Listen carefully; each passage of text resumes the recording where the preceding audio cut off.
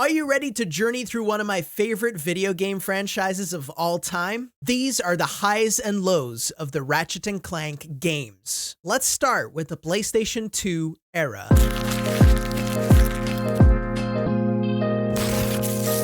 Hello there. I'm Mr. Cobwobbles, this is Alfred, and welcome to quite the long video about one of my favorite game series of all time, Ratchet and Clank. Because there's so many Ratchet and Clank games, I'll split these up into 3 videos, of which this is the first one about the PlayStation 2 titles of Ratchet and Clank. Timestamps are also in the description if you'd like to use them. Ratchet and Clank has been a big part of my life for as long as I can remember. My uncle bought me and my brother our first actual console, a PlayStation 2, in the summer of 2004, I think it was. Along with it, the very first Ratchet and Clank game, and I loved it so much that the franchise has stuck with me throughout the years, and now I'm super excited for the upcoming new title on PS5, Rift Apart. Ratchet and Clank games are generally third-person action platformers in which you fly from planet to planet as Ratchet and your best robot friend Clank,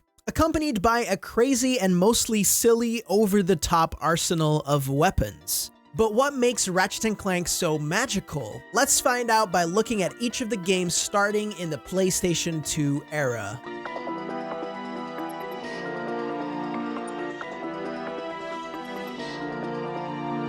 Oh yeah, let's begin with the one that started it all. The first Ratchet and Clank game was of course developed by Insomniac after they were done with Spyro the Dragon. The studio was ready for something new. Originally, the studio wanted to develop something else codenamed I-5, but the team was not very enthusiastic about it, and so Ratchet and Clank became their next project. The studio had considered a lot of forms for Ratchet before settling on the feline aesthetic. The lombaxes, Ratchet's species, could have looked like space lizards or rats.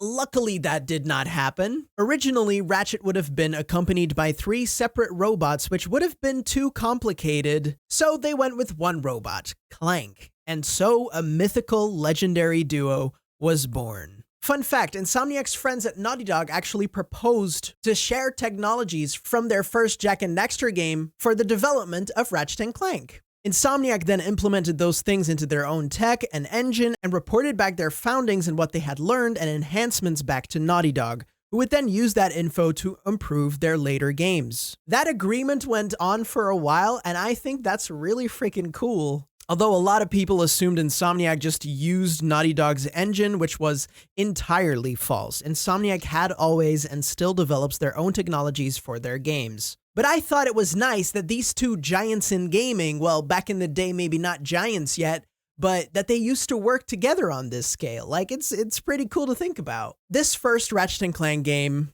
has a special place in my heart. And even though it's definitely flawed, and given it has aged a bit, I still really like playing this game. Our heroes meet each other and learn of Chairman Dreck's nefarious plan to take pieces of planets and Frankenstein them together to make himself a new homeworld for his race. It's up to our lombax and cute tiny robot to save the Solana galaxy. Like in any Ratchet and Clank game, you'll travel from planet to planet and explore different paths on each one to eventually progress through the game's story. I loved playing it as a kid, and I love playing it now, although I do love the evolution that the franchise has gone through, for the most part. In the first Ratchet and Clank, there is no strafing mechanic, and Insomniac noticed that too late into development to still add it, so they waited until it was time for their sequel, which would be released like the next year. The lack of strafing in the first game can be very annoying, especially with certain weapons like the blaster, and a lot of times it made the wrench, Ratchet's base weapon, more inviting than the thrilling arsenal of weapons at your disposal. Where this game really shined though was the platforming and puzzles with gadgets. The platforming was sublime, and there was enough variety as every planet felt entirely unique, and part of that also had to do with the music. The OG Ratchet and Clank soundtrack is a masterpiece, and I will die on that hill. Every track fits every planet so well, and it fills you with excitement and awe every time. especially when you combine it to the nice wide shots you get at the start of each planet you go to. The gadgets are also really fun. Apart from maybe one, the slingshot is amazing and opened up many possibilities for platforming. The Trespasser had great puzzles, and the various boots for Ratchet and the upgrades for Clank added even more variety to the gameplay. I love it so much. One gadget that was kinda dumb, in my opinion, was the Hydro Displacer. Like, it sucks up water from one place, and you can fill an area with water after that in another place. It was very slow to use, and a lot of backtracking had to happen with it, and in total, it's like used 5 times in the game. Like, in the entire game. Please, Insomniac, you could have left that out. The Clank levels were fun, but meh at the same time. Very slow and annoying sometimes, something that would become a tiny bit better in later games, although Clank's Orxon stage was very well done. The story in this first game had some nice twists and turns. Boss fights were cool and a bit Zelda-esque, but some of them have aged, like the Blargian Snagglebeast boss fight. It's not great. It really is not. Ratchet and Clank also had an interesting relationship in the first game that, granted, didn't always make sense. Ratchet had an edge to him and a toughness to him that I really enjoyed, as you could tell that deep down he was a good guy. And Clank was more friendly and, funnily enough, more empathetic, even though he was, well, a robot. The game that bothered me a lot throughout the game, though, were the times that Ratchet's character would just shift. One time he's funny and quirky, and the next he's like super mean against Clank, and sometimes it ruins their friendship and makes you think why Clank even stays with Ratchet throughout the game. But all that stuff would be fixed in the sequel. The franchise started strong, but there was room for improvement. And so along came Ratchet and Clank 2, Going Commando.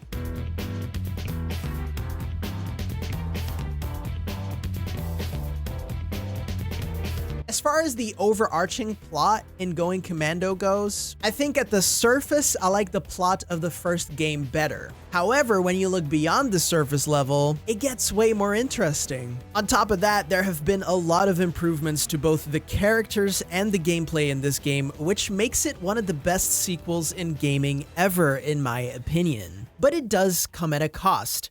More on that later. At the start of this game, Ratchet and Clank have been accepted as the heroes of the Solana Galaxy. They're living the life, and funnily enough, they're enjoying the perks of being celebrities and successful, which was something they had been fighting against in the first game with Captain Quark and Chairman Drek. In the first game, the fame and success had corrupted these two characters into villains.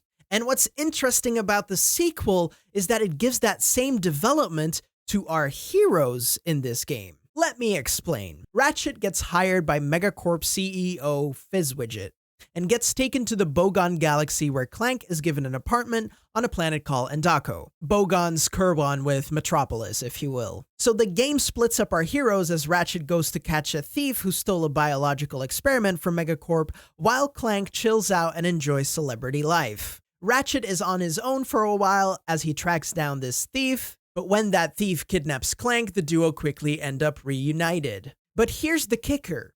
Megacorp was up to no good.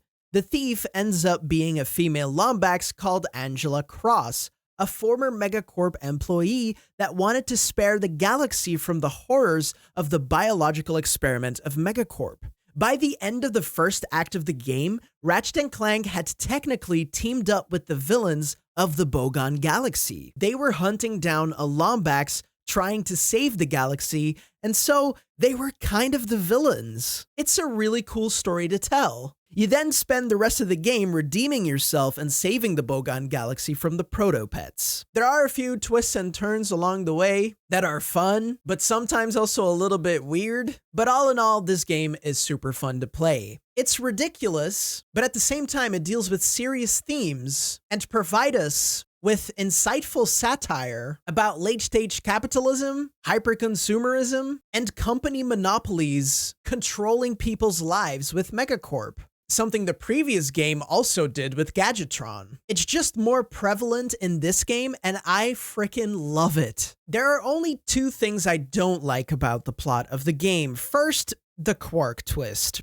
Captain Quark had been impersonating Fizzwidget the entire game to bring about a crisis he would then solve to be a hero again, which failed, obviously, and honestly, I don't really mind that development, but the real Fizzwidget is then let off the hook without any consequences, even though he was also clearly evil with all the dodgy things Megacorp undertook. But I guess you could also take this as a jab to giant companies evading responsibility for their actions. The second thing that annoyed me was while the game had a quite clear first act, after it feels like things just keep happening and there isn't really any solid structure that the game can follow. Like the first game had clear acts and story beats. Here, not so much, which is a shame because the story itself, on like a deeper level, is more interesting. But in the end, did I really mind that? Because the gameplay, it's so good. In terms of gameplay, a shift for the series as a whole happens in this game. Going Commando starts out as a platformer with third-person shooting elements in it, which was the entire focus of the first game, and eases into and eventually straight up becomes a third-person shooter with platformer elements in it. This change is what I think is partly responsible for making the series relevant in the future, and part of what made it survive longer than, say, Jak and Daxter and Sly Cooper, which I will also make videos about in the future. This change is realized by letting Ratchet have the ability to strafe and jump while holding and using most of the weapons in his arsenal. His arsenal this time around also levels up and evolves like Pokemon into stronger versions of said weapon, or well, one stronger version of said weapon. They only evolve once in this game. On top of that, you can get nanotech upgrades that significantly enhances the HP of Ratchet, way beyond what we were used to in the first game. All of this meant having more enemies and more swarms of enemies and stronger enemies. All of those changes to the gameplay makes this game just fun and satisfying to play, although you could argue that the waiting and thinking about battles and situations in the first game was a bit more interesting. Regardless, it's definitely satisfying blasting your way through hundreds of enemies. At the end of the day, I think which of these playstyles between the first and second game you prefer more will depend on person to person. It would have been interesting to see the combat of the first game expanded and improved upon in the second without changing the core of that combat, which was more centered around puzzling and thinking about your approach. Now, the Gladiator arenas were introduced in this game, which I love, as they offer a challenge that gets you some pretty great rewards. This game also took the original space battles and gave them proper levels with more satisfying controls, and they just kicked ass. Even the race stages in this game were awesome. There's a lot of content here, and I think that's part of the reason why I love the second game more than the first game. The Clank stages in the sequel feel more solid here in terms of gameplay, but design-wise, they just felt like the devs wanted them to be in there instead of actually having inspiration for them. The Orxon Clank stage in the first game will always be iconic, and if I'm honest, I don't really remember a lot of the Clank stages in the second one, with the exception of switching between Ratchet and Clank escaping from prison. Regardless, the second game is really fun to play and in a lot of ways superior than the original, especially in its plot, themes, and gameplay. However, especially that last one is vastly different than in the first one, and for some people, I think that could be a disappointment. I would have loved to have seen Insomniac build out the puzzle combat the original had in a sequel, but the new combat also feels really nice and satisfying. And I do think that this new approach to the combat helped the franchise survive later down the line. In the end, Going Commando was hella fun, and a really good game. Next, it was time for Ratchet and Clank to up their arsenal.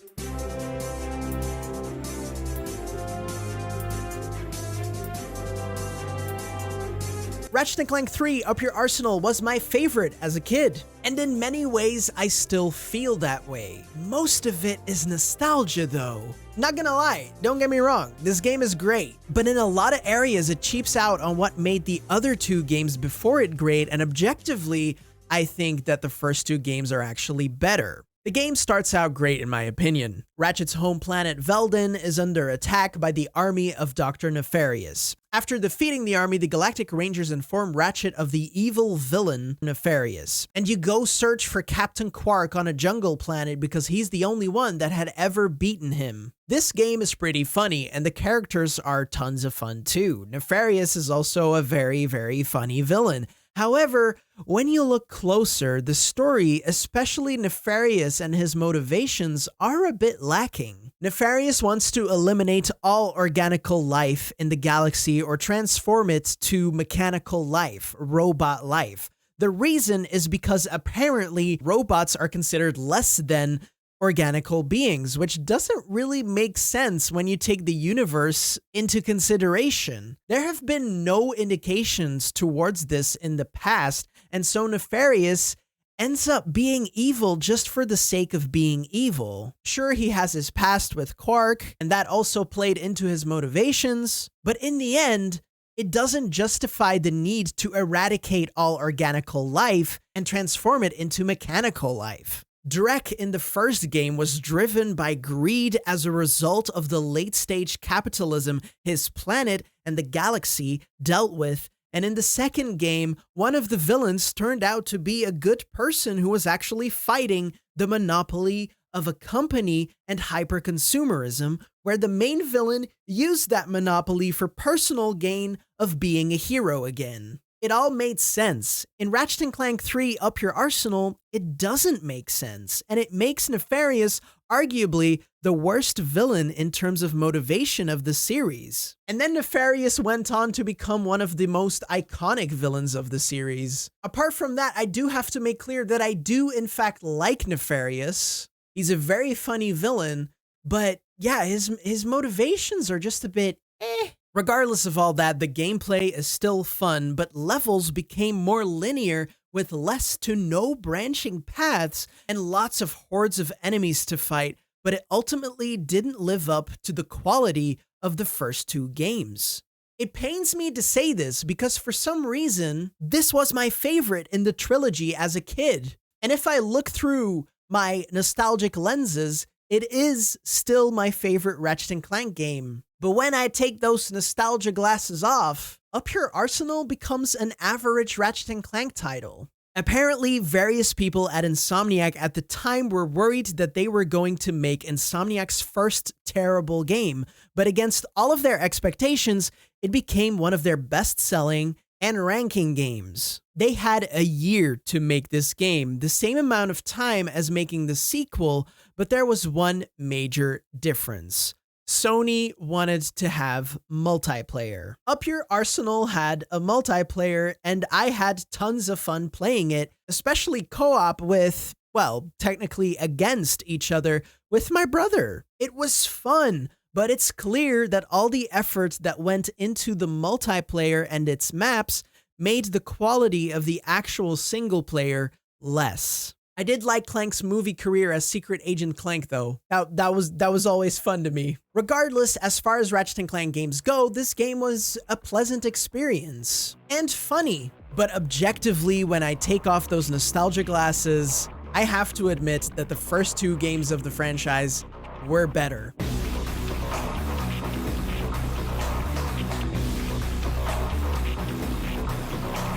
Ratchet Deadlocked, or Gladiator in Europe, committed to the third-person shooter genre completely, and in doing so, displeasing a lot of fans. Personally though, I think Deadlocked is a great game. I like Ratchet and Clank 3 more, but objectively, I feel like this is the better game. The gameplay and level design go hand in hand with the story that unfolds, and it's very smooth and satisfying to climb the ranks in this game. Ratchet and Clank are kidnapped and taken to the Shadow Sector, an apparently lawless region in the Solana galaxy. We quickly meet Gleeman Vox, the creator of Dreadzone, a game show in which contestants need to kill each other. Ratchet is forced to compete and he can't refuse, otherwise the deadlock collar around his neck will explode. It's quite a blast from beginning to end, although you do not have Clank. Clank, instead of on your back, helps you by being a voice guiding you through battles as he finds a way to let Ratchet and himself escape. This game goes back to the themes of capitalism, celebrity hubris, and goes all in with its satire. It feels like good old Ratchet and Clank again in terms of themes. These themes were still there in Ratchet and Clank 3, but they were toned down quite a lot from the first and second installments in the franchise. It's vastly different than the first two games, but level-wise, it just doubles down on what Up Your Arsenal did. Linear levels, you need to kill enemies with satisfying weaponry, destroy objectives, and move on. It's as simple as that, and it's quite nice. I really liked Vox and the storyline with Dreadzone. At the same time, I missed having Ratchet and Clank together though. Weaponry-wise, this game has less weapons, but it makes more than up for that with the weapon mods. You can add electricity or poison and much more to weapons you truly love, and it makes for a devastatingly awesome experience. There is more variety in enemies, unlike the third game, and oh my god, the music is so good. Such a heckin' bop. All in all, Deadlocked? It's just a great game.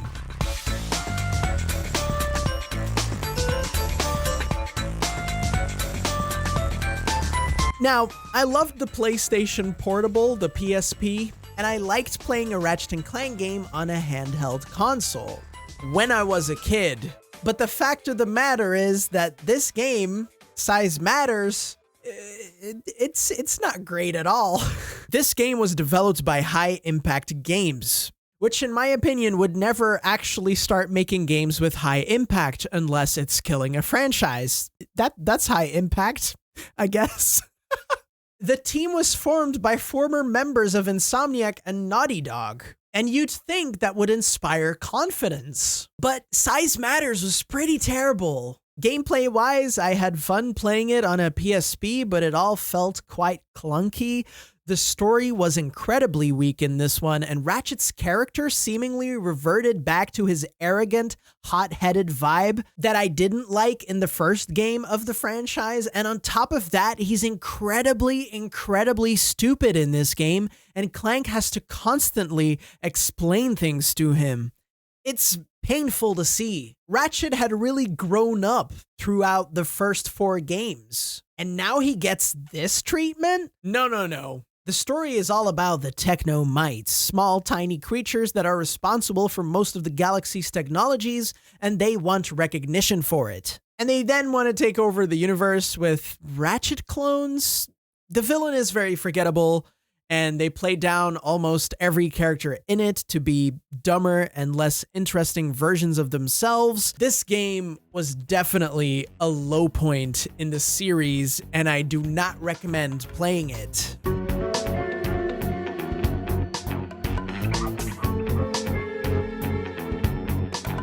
Secret Agent Clank is really the end of the PlayStation 2 and I guess also PSP era of the franchise, and once again, it was developed by our friends at High Impact Games. And it actually came out after Tools of Destruction, which was launched on PS3, but I wanted to include Secret Agent Clank in this video because it never actually came out on PlayStation 3, only on PSP and PlayStation 2, and it was actually like the last PS2 Ratchet and Clank game. I can't believe that I'm gonna say this, but as a kid, I loved this game as a kid. Yeah. I loved it way more than Size Matters. And I played it on a PSP, which is arguably better than the horrid PlayStation 2 port. But here's the giant but. Me liking this game was pure nostalgia and and I can't stress this enough, nothing else. The gameplay was clunky, although still better than the PS2 port. Clank's movement was faster, which I liked, and I liked the whole spy vibe to the game, with Clank being a small robot James Bond. That's still fun to me. Just sucks that everything around it is, well, straight up trash. The plot. Right. So Ratchet is accused and framed for stealing a precious gem and gets sent to prison. Behind it all is Clunk. You know, the evil version of Clank that Nefarious made in Up Your Arsenal? Yeah, Clunk is the main villain of this of this game. And why did Clunk do all this? Because he wanted to destroy every planet in the universe. Because he wanted to, I guess. And he needed the gem to do it. It's flimsy, it's shallow, it sucks. You know, a game about Clank playing Secret Agent Clank and getting through levels that are recorded for the Secret Agent Clank TV show, that would have been a cool concept. But instead, they decided to make Clank an actual secret agent, which doesn't make sense with like all of the other games. Like it doesn't make sense. It's just very disappointing, and I actually don't want to talk about this game any further. Cobble from 2009 might have enjoyed this game somehow, but it was terrible and definitely another low in the franchise.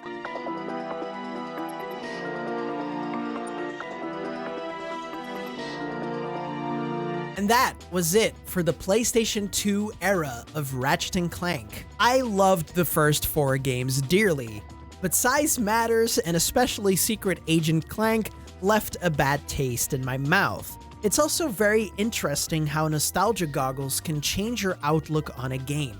After all, I think Going Commando, the second game, is the best of the PlayStation 2 era, with the first game following as a close second. Ratchet 3, which is still my favorite when I have my nostalgia goggles on, dropped the ball, but it was still very entertaining and fun, while Deadlocked was devastatingly amusing in a violent way. Let's just forget about the PSP games and their PS2 ports as we jump into the PlayStation 3 era of Ratchet and Clank in the next Ratchet and Clank Highs and Low video.